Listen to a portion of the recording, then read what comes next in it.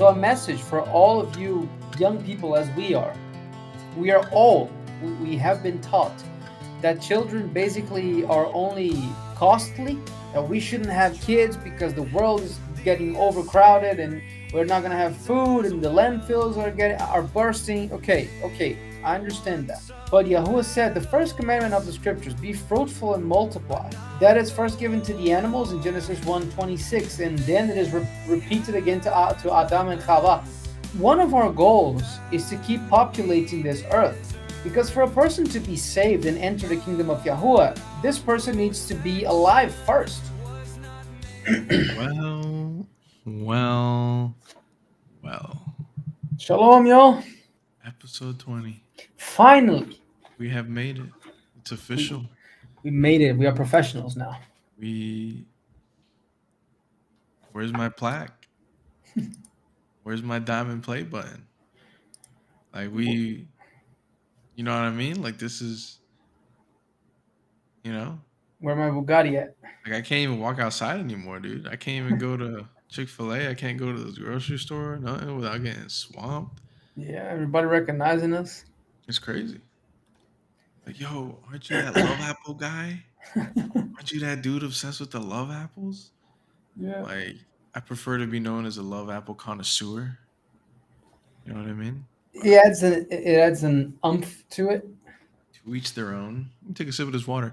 If you guys don't know, Let's do it together. Chaim, Chaim. you guys may not know, but I just did. I spent like an hour. I wasted Yoshi's time. Man had enough time to go make a sandwich. He went and used the potty. He hung out with his wife, wrote a poem, A little bit. went for a horse ride, and came back. And we just not getting started. But you know what? I'm just glad we're here. I'm glad you're here. But We most all. importantly, Yahuwah's glad you're here, and he's glad we're here too. So, welcome to episode 20, the big 2-0. 20, 20. How do you say it in Portuguese? Precise. Same 20 thing. 20. with a V instead of a B. Okay. Welcome to episode 20. Today, hey, and you know what? There's a lot of milestones happening on A lot of episode 20. milestones, a lot of first times. Today we complete Genesis. Amen. So if you have been watching this whole time, this is a big now. It's like we move. It's like a next. It's like that big step. It's the next level. You know what I mean? So we're excited. Big moment. We're reading the last 4 chapters. Genesis. Now it's two. It's two. Two chapters, 49 and 50. 49 and 50. And another thing that's happening is we are also live. At this very moment. And if it's not live, that means this got edited out because it didn't work as planned. So you know what? We try to go live, see if we can Just reel some suckers in. reel some guys in here, you know what I mean? I got the rod here. Yep. And got a nice little piece of bait on there. And we're gonna start live streaming these every Thursday night. Yahuwah willing. Yeah, willing. And if Oh, it's not, but didn't you say it was going to be Sunday like at 8 a.m.? Why are you guys changing your mind so much? Life happens, I guess. you know, and it might change again. I ain't even gonna lie to you. You know what I mean? We just kind of go with the flow. And look, I know we're like you guys are thinking it's episode 20. These guys are like professionals, like they just have like 1 million subscribers. They got all these people, like but I still got a job, bro. I still got a job. Yoshi got his job, and we got a lot of obligations. So we're trying our best to like make this. And you gotta remember too, Yoshi's all the way in Brazil. I'm all the way in the United States here. Yeah. So to coordinate our two very busy schedules. I've gone through a lot of life changes recently. Got married, got into a new place. Plus work's always busy. It's just we're trying to find a good balance of making sure we're giving you who the time he deserves for this, and And also not to make something sloppy, like we're trying to do our Yeah, best in this thing, not to just do anything, but to try to do the best we can. So that takes a little bit of planning and coordination. yeah, and and we're figuring it out. So it's Yeah. maybe yeah, willing one day we're able to just pour everything into this as we'd like, and then it's a different situation. But in the meantime, we're doing what we can with what we got. So we appreciate you guys for joining. Hey, man, don't forget to like, to comment, to subscribe. D- Don't forget to share. Sh- You know what the old adage is, man? Sharing is Caring. caring. And I know you guys care. I know. And also, comment, guys. Y'all ain't making no comments in these videos. Yeah, there's 41 of you guys. Like somebody's got to comment At something. least 41 comments, At minimum. least just say hi. Just say bye. Just say, Whatever. Yoshi, that's a nice sword you got back there. That's a nice drum set. You know what I mean? Yeah. Nehemia, when are you gonna hang your painting? You know what I mean? Something. Just comment something, dude. So, but yeah, man, like, comment, subscribe, share it with some friends, share it with family, share it on social media. We really appreciate it. It help us a lot, and it helped get you whose message out there. So I enough mean, lollygagging. Let's get to what really matters. Today we're reading Genesis 42, 49 49. and 50. Is there ever a day Nehemia will get it right? I guess you have to keep finding out or tuning I in to find out. mean, I think these love apple testings are taking its toll on your head. I am your counselor. I kind of have the right. Yeah, but if you cure me, then you're out of a job. So you can't, like, it's like big I'm pharma, working. I'm working myself out of a job, but in the long term. You know what I'm saying? right? You just gotta Slowly but stretch it out. surely. It's like big pharma, Like you Yeah. give us the medication so we can keep getting. Anyways, we're not gonna get into that. I'm not Sure. saying anything, man. I'm just saying what I'm saying. You know what I'm saying? Gotcha. So let's go ahead and get that Genesis 49, and see what kind of happens. What's the renewed covenant portion? We actually have Genesis 49 through 50, then Exodus 1 through 2. Okay, so it's still for okay, perfect. Yeah. So we get to go into Exodus today. Yeah. We can Oh man, actually get into it. oh man, I'm excited. I got the, you know what I mean. I'm just like ready to go. Bam. Right there now. So Genesis 49, and we are finishing the book of Genesis tonight, Yahweh willing, if we don't drop that in the next 15 minutes. So I hope not that quick. let's do it. You ready, my brother? Yes. You're reading first? Yeah, I'll read first. Odds are mine. All right, let's get it. So, and Yaakov called to his sons and said, gather yourselves together, that I may tell you that which shall befall you in the Yamim HaAcharonim, in the last days. Gather yourselves together and listen, you sons of Yaakov, and listen to Yasrachal your father. Reuvan, you are my Bachor, my firstborn, my might and the beginning of my strength, the excellency of dignity and the excellency of power. Unstable as waters, you shall not excel, because you went up to your father's bed, then you defiled it. He went up to my couch. Shimon and Lawi are brothers. Instruments of cruelty are in their dwellings. O my being, come not into their secret. Let not my kavod, my glory, be united to their kehillah, their congregation. For in their anger they killed the man, and in their displeasure and self will they hamstrung an ox for pleasure. Cursed be their anger, for it was fierce, and their anger, for it was cruel. I will divide them in Yaakov and scatter them in Yasrahal. Yahudah, you are he whom your brother shall praise. Your hand shall be on the neck of your enemies. Your father's children shall bow down before you. Yahudah is a lion's whelp. From the prey, my son, you have gone up. He stooped down. He couched as a lion and as an old lion. Who shall rouse him up? The scepter shall not depart from Yahudah, nor a lawgiver from between his feet, until Shiloh comes and the things reserved for him. To him shall the gathering and the expectation of the nations be. So, who is this Shiloh guy? You asking Basically, it me? Oh, starts. Basically, yeah, I was asking you and everybody else together. But uh, basically, the definition of an apostle comes from this word, Shiloh, Sholiach, a sent one. So we were talking about who before? Yahudah, the tribe of Judah. So basically, this Shiloh guy, he needs to come and he shall be the hope and the expectation of the nations. And who is from the line of David, that is from the line of Judah, that is and was and will ever be the expectation of the nations? Messiah, Messiah Yahusha. At this point, he was just known as the word of Yahuwah, or Davarti Malkitzedek, or my word Melchizedek. So at this point in this prophecy, this was thousands of years in the future. And we are talking about the Messiah also, because in the book of Romans is one of the best ones to get this as an example.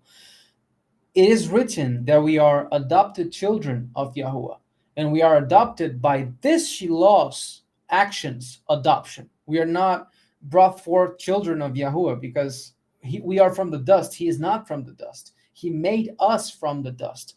But this man, this Yahusha, before he was known as Yahusha, he basically had purchased us before the foundation of the world. So even here in the book of Genesis, and we've seen Yahusha the Messiah in the first verse of the first chapter of Genesis, but throughout the Tanakh or the Old Testament, we see not only the person of Yahusha, but everything that he was to accomplish.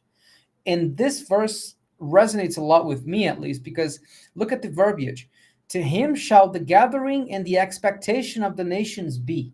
So he is going to do the gathering once he comes, and he is the sent one of the Father. So to me, that is a beautiful picture of what Yahushua was coming to do: gather and be the expectation, be the hope of the nations. Because in him, there is no more Greek, nor Jew, nor Aramean, nor male, nor female, but everybody through Messiah can and is saved by his resurrection. By the blood we are cleansed, but by the resurrection we are saved. So just wanted to throw this out there for everybody. Verse 11. Binding his foal to the vine and his donkey's colt to the choice vine. He washed his garments in wine and his clothes in the dung and the blood of grapes. His eyes shall be red with wine and his teeth white with milk. Zavulun shall dwell at the haven of the sea, and he shall be for a haven of ships, and his border shall be to Sidon. Yissachar is a strong donkey, couching down between two burdens. And he saw that rest was good, and the land that it was pleasant, and bowed his shoulder to bear, and became an avad, a servant to tribute. Dan shall judge his people as one of the tribes of Yasrachal. Dan, by the way, means judge. Dan shall be a serpent in the darach, in the way, an adder in the darach that bites the horse's heel, so that its rider shall fall backward. I have waited for you, Yahuwah, O Yahuwah, God. A troop shall overcome him, but he shall overcome at the end. Out of Asher, his lacham, his bread shall be fat, and he shall yield royal dainties. Naphtali is a deer let loose. He gives beautiful words. Yahusaph is a fruitful bough, even a fruitful bough by a well, whose branches run over the wall. The archers have severely grieved him, and shot at him, and hated him. But his bow abode in strength, and the arms of his hands were made strong by the hands of the mighty Elohayim of Yaakov. From there comes the shepherd, the stone of Yasrachal. Even by the Al of your Abba, your father, who shall help you, and by the Almighty, who shall bless you with blessings of the Shamayim above, brachot, blessings of the deep that lies beneath, blessings of the breasts and of the womb. The blessings of your father have prevailed above the blessings of my ancestors to the utmost border of the everlasting hills. They shall be on the head of Yahusaph and on the Keter, the crown of the head of him that was separate from his brothers. Benjamin shall tear as a wolf. In the bokar, in the morning, he shall devour the prey, and at Lila, at night, he shall divide the plunder. All these are the 12 tribes of Yasrachal, and this is what their Abba spoke to them and blessed them. Everyone according to their bracha, he blessed them. So basically, all these is a compilation of what would happen to the 12 tribes of Yasrachal in the future, near and far future. And there are a few studies. I believe even Shalir made a study about this, that through this prophet, this whole gigantic prophecy here in Genesis 49, we can have a some sort of a pretty good idea of who belongs to which tribe based on the characteristics said here for each tribe of Yasrachal. Because nowadays we don't have any records that can verify by last name, and also we had a lot of pogroms, a lot of exiles, a lot of Holocaust, a lot of persecution. So a lot of people had their names changed. So we technically have no idea who belongs to what tribe.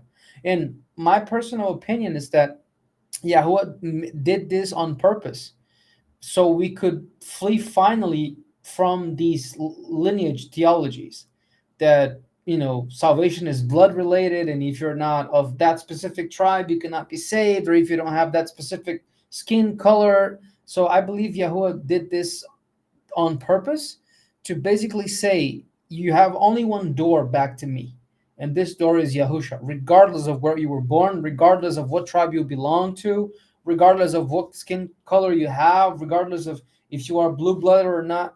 So, my opinion.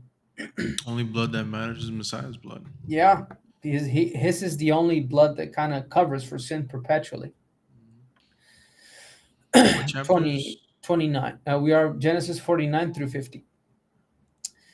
29.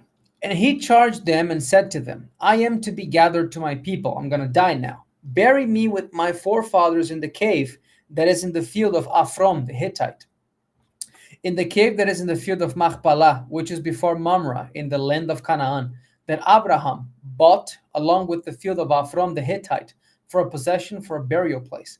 They that buried Abraham and Sarah his wife, there they buried Yitzchak and Rivka his wife, and there I buried Leah. The purchase of the field and of the cave that is there was from the children of Chat. And when Yaakov had made an end of commanding his sons, he gathered up his feet in the bed and yielded up the Ruach, the spirit, and he was gathered to his people. So this is the deathbed scenario of Yaakov, our forefather, Jacob, Yisrael. Amen. Okay. Hashem, Chapter 50. you up to bat. Let's get it. And Yosef fell upon his Abba's face and wept upon him and kissed him. And Yosef commanded his Avadim, the physicians, to embalm his father. And the physicians embalmed Yashrael. And 40 days were fulfilled for him, for so are fulfilled the days of those who are embalmed. And the Mitzrayim mourned for him 17 days. So we see not only did his own family mourn for him, but even the Egyptians, even those outside there. That's the kind of impact that he had. Right? And he was the father of the governor. So technically they only knew him for 17 years, Israel. But in those 17 years, that was the sheer impact that he imprinted in everybody there. 4. And when the days of his mourning were past, Joseph spoke to the Bayit, the house of Pharaoh, saying, If now I have found chen in your sight, in your eyes, please speak to Pharaoh, saying, My father made me swear, saying, See, I desire to die in my grave that I have dug for myself in the land of Canaan. There shall you bury me. Now therefore let me go up, please, and bury my Abba, and I will return again. And Pharaoh said, Go up and bury your father, even as he had made you swear. And Yosef went up to bury his father, and with him went up all the servants of Pharaoh, and the Shamashim of his Bayit, and all the Shamashim of the land of Mitzrayim. That's the elders, right? Yeah. And all the Bayit, verse 8, and all the Bayit of Yosef and his brothers and his father's Bayit, only their little ones and their flocks and their herds they left in the land of Goshen. And there went up with him both Merkavot, chariots, and horsemen, and it was a very great company. And they came to the threshing floor of Atad, which is beyond the Jordan River, and there they mourned with great and very severe lamentations. And he mourned for his Abba, Shava Yamim, 7 days. Yeah. Just made that up, okay. That's it. Sitting Sheva, even the Jewish people, they do that to this very day, the custom of having at least 7 days of mourning for their dead. And when the inhabitants of the land, the Canaanites, saw the mourning in the floor of Atad, they said, This is a severe mourning for the Mitzrayim, for the Egyptians. Therefore the name of it was called Chaval Mitzrayim, which is beyond the Jordan. And his sons did to him according to all he commanded them. For his sons carried him into the land of Canaan and buried him in the cave of the field of Machpelah. that Abraham brought along with the field as a possession for a burial place from Ephron the Hittite before Mamre. And Joseph returned into Mitzrayim, he and his brothers, and all that went up with him to bury his father, after he had buried his father. And when Joseph's brothers saw that their Abba was dead, they said, Joseph, maybe will hate us and will certainly repay us all the evil that we did to him. And they sent a messenger to Joseph, saying, your Abba did command before he died, saying, so shall you say to Joseph, please forgive the trespass of your brothers for their sin, for they did to you evil. And now we beg you, forgive the trespass of the servants of the Elohayim of your father. And Joseph wept when they spoke to him. And his brothers also went and fell down before his face. They said, see, we will be your servants. Again, another, uh, what's the word I'm thinking of? Another confirmation of the dream that Joseph had as a child that caused Yeah. this whole debacle in the first place. Right Yeah. here, they are now saying, oh, we're going to be your servant. We're going to be your servant. And this is exactly what he said. Um, this is exactly what he was saying was in his dream. Yep. And also, I love the beautiful picture of all the tribes of Israel bowing down before Yahusha. Because remember, as we have been Yeah, yeah. following in the episodes, the whole life of Yahusaf is a picture of Messiah's work and everything that he would do when he came to the earth, and afterwards in the return. Now that we are understanding about the 70 A.D., not new doctrine because it has been there this whole time. It's just a new understanding for us. Restored. Yeah, it's restored. So we have been understanding that Yahusaf is a picture, is a show and tell of everything that Yahusha would do. And now we see again all the tribes bowing down before Yahusha once again. Our Father has been buried, and please don't avenge us for all the evil that we have done against you. And yet, what did Yahusha say? Forgive, Father, for these don't know what they do. So, like we see again, another confirmation, another messianic confirmation. If the scriptures, if you are reading the scriptures and you cannot see Messiah, there is a problem with that because the scriptures have to point to Messiah. It's all about the redemption of us. It's all about of His perfect work and everything that He accomplished, so we could be justified with Him. So, to me, that's beautiful. Right. And it's beautiful too, because if any of you have watched all the way from episode 20 some odd, 19 some odd episodes back, First of all, thank you. thank you. You're a real one. You're a real one. Um, what was the whole point of us? What was the whole thing we're trying to accomplish with this podcast? Was to start was reading through this parsha, reading through the first covenant with this renewed covenant, is connecting Messiah. Can we find the Messiah? Can we find that connection with Yahusha in the first covenant? Because what you see, nowadays, and we've talked about this probably a million times already, is just, nowadays you have this division, right? In mainstream quote unquote religion, which is basically that, for the most part, the Jews hold to the Jewish religion holds to the first half of the book. The Christians in the church hold on to the second half. They see the first half as, history, context. It's what got us here, but we are now in an era of grace. We no longer need any of this old stuff. And what we're willing trying to accomplish is show that it's not, there is no separation. It's a fulfillment, it's a connection, it's one entire picture. Yep. And when you see the scriptures as one entire picture, as opposed to just looking at a corner here, a corner there, a corner, you have a much better understanding and you have a much better connection to your Messiah, to Yahuwah, and to who you are as an individual in your faith. Not Yep. just a Gentile, not just a Jew, not just from the tribe of Benjamin or the tribe of Joseph. And nothing. No, you are Israel. Even if you don't have Israelite blood, you are Israel.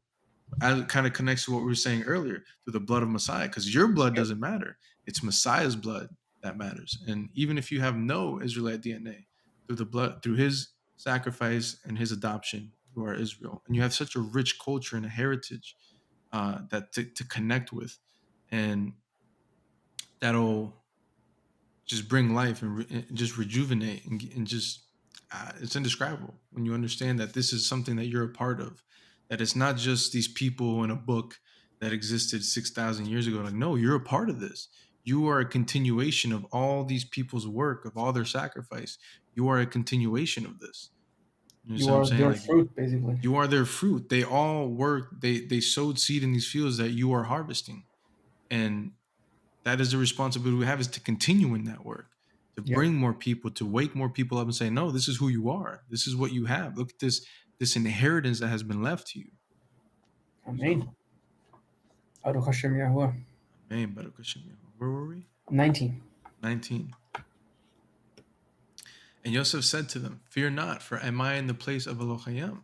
But as for you, you thought evil against me. But Elohim meant it for Tov. Easy for him to say, you know what I mean? He's kind of like running the show over there in Egypt. Yeah. Yeah. He's the governor of everything. Yeah, that's Now what I'm it's easy saying. to say that. Yeah, yeah. But Elohim meant it for Tov, to bring to pass, as it is this day, to save many people alive. Again, painting more of a picture of what Yoshi's saying. Like, this is a type of Yahusha. Type of Yahusha. Now therefore fear not, I will nourish you and your little ones. And he comforted them and spoke kindly to them. And Yosef dwelt in Egypt, he and his father's house. And Yosef lived 110 years. And Yosef saw Ephraim's children until the third generation.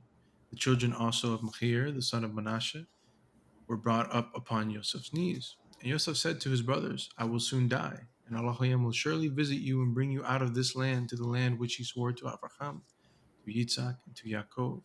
Yosef took an oath from the children of Yisrael, saying, Elohim will surely visit you, you shall carry up my bones from you. Yosef died being 110 years old. They embalmed him, and he was put in a coffin of Mitzrayim. Can you scroll up a little bit? Because this is going to kind of foreshadow what we're about to read in the next book here. 24. And Yosef said to his brothers, I will soon die, and Elohim will surely visit you and bring you out of this land. What land are they in right now? Egypt. Egypt. To the land which he swore to Abraham, to Yitzhak, and Yaakov. And I think this is so important, especially, if anyone is watching right now, if they pay attention to any of Shulek's teachings with this whole, with the restored understanding of covenant eschatology, with understanding that Yahusha didn't physically come on the earth, but he came as a cloud in 70 AD and fulfilled every prophecy and every promise that he has made. You start to see these examples. It's not like just something that just happens randomly. Like, you see these examples in scripture. What is Joseph saying? There's going to come a time where Yahuwah is going to call you out of this place. And everybody knows Exodus. Most people have read Exodus. You understand that Yahuwah uses Moses to bring the Hebrew people out of Egypt and into the promised land, and so on and so forth. But as you move forward, you're going to see these continual promises and prophecies made, and promises and prophecies completed and come to fruition. And that is followed all the way up into the book of Revelation, and so on and so forth. Because Yahuwah does not speak empty words, and he's not a man nor the son of man that he should lie. When he tells us he's going to do something, when he tells us he's going to be at a certain place at a certain time to do a specific purpose, he is a Yahuwah of his word. Amen. And also to fit in with what you're saying. Basically, we always read about the land of Canaan, this physical land that has a physical name and a physical location. But remember, this principle that we are going to read in the next few weeks, Yahweh willing, of Exodus 25:40. And I know I'm, jumping the gun a little bit, but that is the principle of do according to all the patterns that I showed you in the mountain, because they are mirrors of the patterns in the Shamayim. So what is my point with this? If we have a Canaan below, we have a Canaan above. And what does Hebrews 11 say about this? For our forefathers, they looked for a city whose foundation the builder and maker is Yahuwah. In other words, they were not, of course, they were promised the physical land, yes, to establish the nation. But our end goal, as Nehemiah was saying, this is but a picture. This is a mere picture of this whole thing. Our focus is the New Jerusalem, and the New Jerusalem is where Yahuwah dwells, and Yahuwah is nowhere near the current Jerusalem there in Tel Aviv and Haifa or whatever, in the physical land of Israel. He lives in a set apart place, and it is to that place that we should be journeying towards. So yeah, Hebrews backs up what we are trying to say here. Now we go. Big moment here. In gigantic moment. Now let me just backtrack, because we need to go to Exodus chapter 1 now. If anyone's on the live stream, right, we just read through Genesis, and we just finished the last two chapters. Now we're going to go into Exodus 1 and 2. on the live stream we don't have the scriptures up just because of the format. Maybe one day we'll get it together and we'll be able to fix it. Yeah, But in the meantime, you should get your scriptures. Follow along. We're in Exodus 1. let's do it. Yeah. And today about to be a little short and sweet because we are finishing Genesis and also starting the book of Exodus. And Yahuwah willing, soon enough, we're gonna have like a little treat for you guys and for us at least, Yeah. where we're gonna do like a special video, probably recorded, not live, but a special video nonetheless about our testimonies, talking about our lives and how we ended up here, basically. Yeah. Yeah. So today is a little short and sweet, shorter than it is normally. All right. So Exodus 1, Shemot 1. And this is to say, why are the books of the why are the names of the books the way they are? Because of normally the first sentence. So why is Genesis Bereshit in Hebrew? Because that's literally the first word that comes to Beginning. pass. Yeah, beginning, in the beginning. Why is the book of Exodus named Shamot? Because Shamot means names. And the starting line is, these are the names of the children of Yisrachal. So this is how we got to these names that we have in the Hebrew. And of course, for convenient, how do you say conveniency? For For convenience. for convenience, we have like in English or in Portuguese or whatever language that you choose. For instance, why is it Exodus? Because this book talks about the exodus of the Yes. people, but originally it was based on the first sentence of the scriptures. So Shemot 1. Now these are the names, the Shemot of the children of Yisrachal, which came into Mitzrayim, Egypt. Every man in his household came with Yaakov, Jacob. Reuven, Shimon, Lawi, Yehuda, Yisachar, Zevulun, Benjamin, Dan, Naphtali, Gad, Asher, and all the beings that came out of the loins of Yaakov were 75 beings. For Yahusaph was in Mitzrayim already. And Yahusaph died, and all his brothers, and all that generation. And the children of Yisrachal were fruitful and increased abundantly and multiplied and became exceedingly mighty, and the land was filled with them. Now there rose up a new king over Mitzrayim, who knew not Joseph. And he said to his people, see, the people of the children of Yisrachal are more and mightier than us. Come, let us do wisely with them, lest they multiply, and it come to pass that when there comes upon us any war, they join with our enemies and fight against us and then leave the land. So a message for all of you young people as we are. We have been taught that children basically are only costly and don't value for nothing, and that we shouldn't have kids because the world is getting overcrowded and we're not going to have food and the landfills are bursting. Okay, I understand that. But Yahuwah said the first commandment of the scriptures, be fruitful and multiply. That is first given to the animals in Genesis 1:26, and then it is repeated again to Adam and Chava. One of our goals is to keep populating this earth, because for a person to be saved and enter the kingdom of Yahuwah, this person needs to be alive first. So this is part of our job, to have children. And it is written in the scriptures, I just don't remember the address of it, but it is written that the children of men are the inheritance that Yahuwah gives to us. So I say this having thought about children very, very badly before. I used to frown upon, this idea. I didn't like that idea. Didn't enjoy that thought. Let's put it that way. But I've come to understand, and I'm still in the process of understanding that, despite the fact that sometimes we think about it and we don't like the idea, this is part of our job. This is part of what Yahuwah expects of us. One Right. of the reasons why Islam is conquering Europe is because of this. The plural Hmm. marriage is not contested because everybody is afraid of them. Nobody's, up to par to say anything. They have multiple wives, multiple children. The next 2 or 4 generations, all the European parliaments are going to be Islamic. So we could do the same, but we are still holding on to those Greco-Roman ideas that children are devils and we're not supposed to have them, and we are supposed to be independent and let our generations and our lineages die. So technically, it's upon us. it's an anti-human perspective that I feel like has definitely taken root in these this generation and these upcoming generations.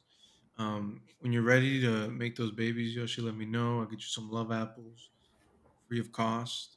You know what I Of mean? course. But yeah, it's just especially, and I don't want to get too deep into this covenant eschatology because I am not well versed enough to We go are in not. depth into that. Yeah, we are not well versed enough to get into depth into that. But I think it's also when you don't have the proper understanding that the world isn't going to end, and uh, it's not gonna you're just not gonna come and nuke the world and lay it out to obliterations, which creates this kind of pessimistic, um, you know, why even bother? Why invest? Why even try? Who cares? Kind of nihilistic attitude.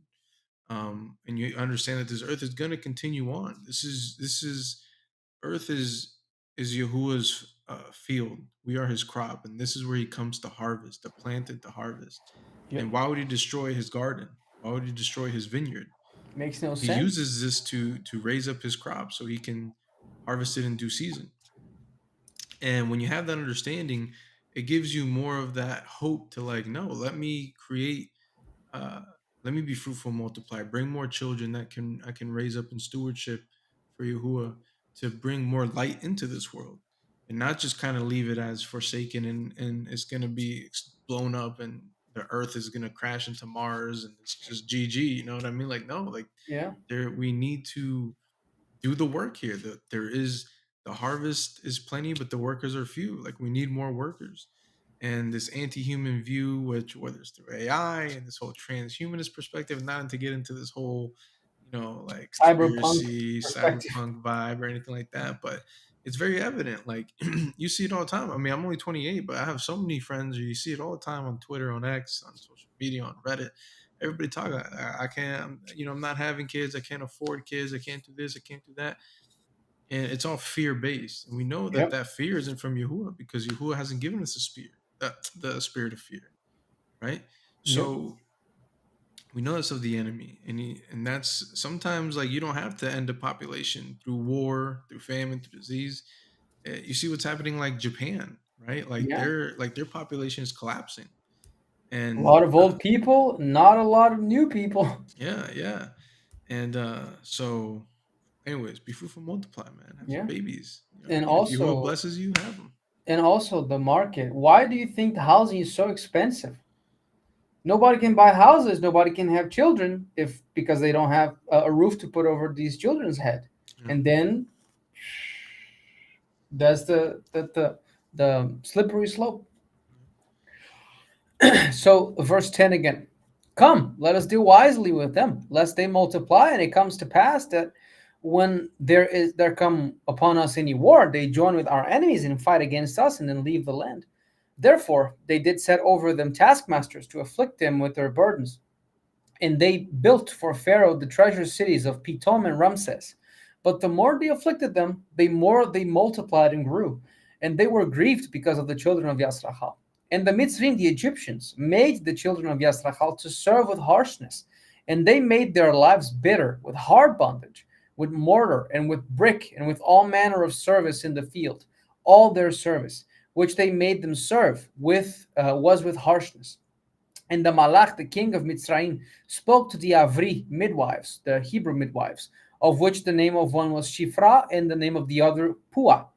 And he said, when you perform the office of a midwife to the Hebrew women and see them upon the stools, if it be a son, then you shall kill him.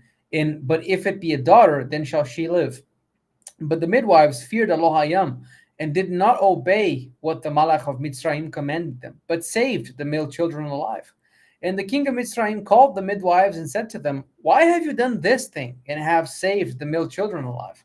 And the midwives said to Pharaoh, because the Avri women are not as the Mitzri women, the Hebrew women are not as the Egyptian ones, for they are lively and are delivered before the midwives come in to help them. Therefore Elohim dwelt well with the midwives, and the people multiplied and became very mighty, very mighty. And it came to pass, because the midwives feared Elohim, that he made them houses. And Pharaoh charged all his people, saying, every son that is born to you, him shall you cast into the river, but every daughter you shall save alive. Chapter 2. And there went a man from Bait Lawi, from the house of Levi, and took as a wife a daughter of Levi. And the woman conceived and bore a son. And when she saw that she was a beautiful child, she hid He him. he was a beautiful He was a child. beautiful child. Sorry, I don't mean to misgender. She hid him hold on, 3 months. And when she could no longer hide him, she took for him an ark of wicker and coated it with slime and with pitch and put the child inside. And she laid it in the reeds by the river's bank. And his sister stood far off to know what would happen to him. And the daughter of Pharaoh came down to wash herself at the river, and her female servant walked along by the riverside. And when she saw the ark among the reeds, she sent her servant to get it. And when she had opened it, she saw the child. And see, the baby wept. And she had Rachamim, had mercy on him, and said, this is one of the Avri children. Then said his sister to Pharaoh's daughter, shall I go and call you a nurse from the Avri woman, from the Hebrew women, that she may nurse the child for you? And Pharaoh's daughter said to her, go. And the servant went and called the child's mother. And Pharaoh's daughter said to her, take this child away and nurse it for me, and I will give you your wages. The woman took the child and nursed it. Which is something I always found weird. Like, I mean, I guess in this case it's not super weird because it's like not her physical baby, but like Right. people who like have other like women. I mean, I guess if like maybe you have some kind of medical condition or something, but like if you like could do it, I feel like it's kind of weird like having your baby on someone else's like I mean, the concept of breast. babysitter doesn't start with us. It started with these dudes. Yeah, yeah. I got money. I don't have time for that. Hey, I mean, babysitting is one thing. Having your kid, drink milk from some other lady, that's like cheating. That's like That's the point. It child started like cheating. this. You know what I'm saying? You know what I mean? Yeah, yeah. That's true. Where was I? 8? 9. 9. And Pharaoh's daughter said to her, take this child away and nurse it for me, and I will give you your wages. And the woman took the child and nursed it. And the child grew, and she brought him to Pharaoh's daughter. He became her son. And she called his name Moshe, Moshe or Moses. And she said, because I drew him out of the water. And it came to pass in those days when Moshe had grown, that he went out to his brothers and looked on their burdens. And he saw the Egyptians smiting the Hebrews, smiting a Hebrew, one of his brothers. And he looked all around, and when he saw that there was no man, he killed the Egyptian, hid him in the sand. And when he went out the second day, see, 2 men of the Hebrews argued together. And he said to them that did the wrong, why did you smite your neighbor? He said, who made you a prince and a prophet over a judge over us? Church. Do you intend to kill me as you killed the Mitri, the Egyptian? Moshe feared and said, surely this thing is known. Now when Pharaoh heard this thing, he thought to slay Moses. You know what I mean? But Moses fled from the face of Pharaoh and dwelt in the land of Midian. And he sat down by the well. You know what? I don't know if you ever seen this movie, but every time I read through this, when I was a kid, I watched it was a Disney movie. Yeah, I remember It was that. what was it called? I think a Prince of Egypt or something Prince like of that. Egypt. Yeah, yeah, yeah. And it's funny because in the I don't remember this part in the movie if they even showed like that Pharaoh actually wanted to kill him. I don't I don't think remember, it man. It's showed been that, so long. but I did like that movie as a kid. Yeah, it was a nice thing. I think they still got it on Netflix, I guess. Yeah, but they made a bunch of weird stuff now. Like they changed Disney. It's weird. I Yeah. don't know. A lot of people don't like Disney. But anyways, more of the stories. I'm just trying to say when I was a kid, animated, it gave me little chills as a kid. So Yeah, it was served for nice. something perhaps. Um, 16. 16. Now when the Kohen, the priest of Midian, had 7 daughters, and they came and drew water and filled the bowls to give water to their father's flock. The shepherds came and drove them away, but Moshe stood up and helped them and watered their flock. When they came to Reuel, their Abba, he said, how is it that you came back so soon today? And they said, an Egyptian delivered us out of the hand of the shepherds, and also drew enough water for us and watered the flock. And he said to his daughters, and where is he? Why is it that you have left the man? Call him, that he may eat a meal. And Moses was content to dwell with the man, and he gave Moses Zipporah, his daughter. And she bore him a son and called his name Gershom. For he said, I have been a stranger in a strange land. 22 23. again. 22. Okay. And she bore him a son and called his name Gershom. For he said, I have been a stranger in a strange land. And it came to pass, I like that. I've been a stranger in a strange land. And it came to pass in due time that the king of Egypt died, and the children of Yashrael sighed because of the bondage, and they cried, and their cry came up to Elohim because of the bondage. And Elohim heard their groaning, and Elohim remembered his covenant with Abraham, with Isaac, and with Jacob. And Elohim looked upon the children of Yashrael, and Elohim took note of them.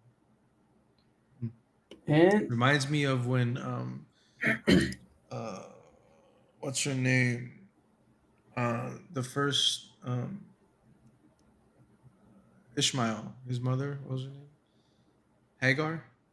Hagar, yeah. When she was when she, She was that an was a Egyptian mess, as well. that was a messed up situation. But they basically used her to get a baby, then they regretted having the baby and they kicked her out and they sent her off to die and she was in They the desert crying. name here Sarah. She was the one freaking out. Yeah, yeah, yeah. And she ran off into the desert to basically die and set Ishmael out and under some shade and just left him there to cry. And then Yahuwah heard the cries. So Yahuwah hears our cries. You know what I mean? All right. Guys, if you made it this far, Thank you. first of all, maybe you guys were with us in the live stream. You know what I mean? So if you were, uh, thanks for being in the live stream and thanks for also watching the recording. We hope you guys enjoyed. We hope you guys got something out of it. Yeah, willing, Yahuwah has used us to do something for you. You know what I Yeah. mean? Whatever, whether it's keeping you company, whether it's sharing the word, maybe giving you a good insight. Maybe helping you read. Yeah, maybe helping you read more, giving you, it's like a little book club. Yeah. You know what I mean? So hey man, make sure you like, make sure you comment, make sure you subscribe, share it with your friends, with family, share on social media. It's the best way you can help us if you like what we're doing here. And if you believe in the vision, what's the vision, you ask? Well, the vision is to get Messiah in front of as many people as possible and help them realize that there is a Yahuwah came down for you, that he came to give you a better life, that he Amen. came to give you an escape from the suffering, from the peril, from the lack of shalom, that he came to give you not just life, but life abundant, and to give you a shalom that passes all understanding, and to Amen. give you a rest, and to nourish you, to feed you, to love you, to give you a community, to give you a family. Not one that's going to turn their back on you, not one that's going to cast you away, but bring you in and build you up, and so on and so forth. So, hey, love you guys. Appreciate you. And we'll catch you on the next one. Shalom, shalom. Amen. Shalom, y'all.